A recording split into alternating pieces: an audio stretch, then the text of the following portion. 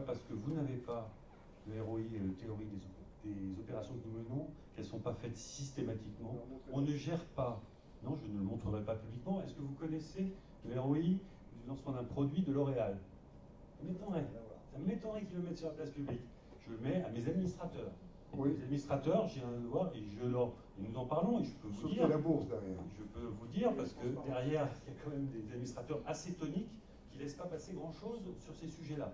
Donc il n'y a pas d'opération lancée au PMU sans qu'il y ait des calculs avant et après de qu'est-ce que ça va rapporter. Et c'est systématiquement.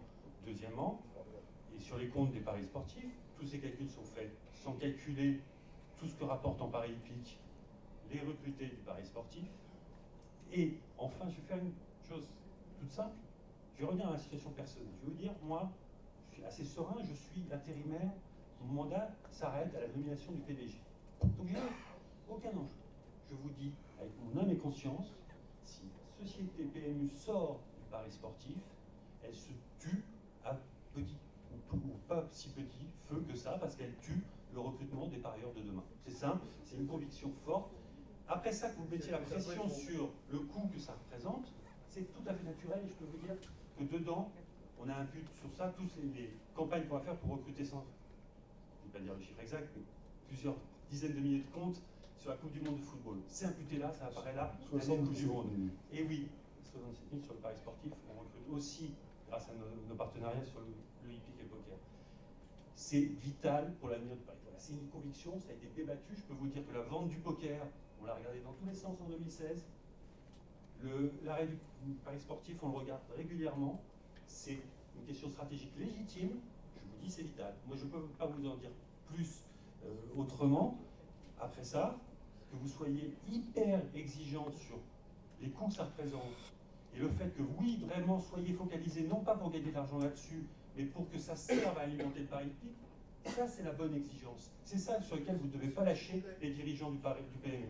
Voilà, c'est ma conviction. Je ne peux pas le dire pour ça. Écoutez, je me présente Pascal Bertou, je suis propriétaire de Trotteur et de Galopeur, et je suis co-président d'Equistratis. Alors il y a quelque chose quand même que je voulais noter, c'est votre autosatisfaction. Vous êtes quand même aux commandes depuis 2010, depuis le début de la crise. On est là avec ce résultat, et tout va bien. C'est formidable, il faudrait vous faire confiance pour continuer. Excusez-moi, c'est pas gagné. Pour l'instant, vous nous avez rien prouvé. Juste que vous commencez à taper sur les socio-professionnels que nous sommes. Votre conviction, cher monsieur, ne suffit pas. Non. Ça ne suffit pas à tous autant qu'on est. Nous, c'est notre gagne-pain. C'est nos investissements, c'est pas votre argent. Et ça, je pense que... Et les parieurs aussi sont là. Ils n'ont pas le droit à la parole chez vous. C'est pourtant votre fonds de commerce. C'est quand même extraordinaire.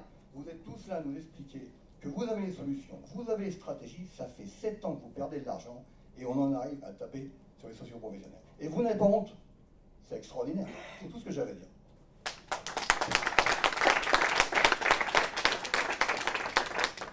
Deux éléments de réponse là-dessus. D'abord, sans parler de septembre, oui, moi je ne me base que sur les faits. La stratégie qui a été mise en place, décision octobre 2016, prouve des résultats les résultats de 2017. L'inversion de la courbe dont tout le monde nous disait qu'elle n'est pas possible, elle a été faite en 2017. Les enjeux croissent à l'international, comme ça a été dit, et ça rapportera l'année prochaine 90 millions de résultats nets, et ça rapportera, et ça croît aussi en France. Je dis pas du tout... politique que vous faites. Les résultats sont là, cher monsieur. Je finis, laissez-moi finir. Je ne fais pas du tout d'autosatisfaction. Je ne vous dis pas que tout est parfait, parce que si jamais je vous disais que tout était parfait, ça veut dire que je ne suis pas capable d'aller chercher au-delà des 795 ou 800 millions actuels. Si je suis optimiste sur l'avenir, c'est que je sais que tout n'est pas parfait dans mon entreprise et qu'on a des marges de progression. C'est ça qui est mon optimisme, c'est que je sais où je peux progresser. Et donc, soyez convaincus, je suis absolument conscient de l'impact que ça a, de l'enjeu que ça représente. Et donc, on est mobilisé là-dessus, mais ce que je peux vous dire, c'est qu'on a les leviers pour améliorer. On a une stratégie qui marche, et elle n'est pas débattue entre nous, elle est débattue avec les actionnaires. Au vu des résultats, vous permettez qu'on recoupe. Point très.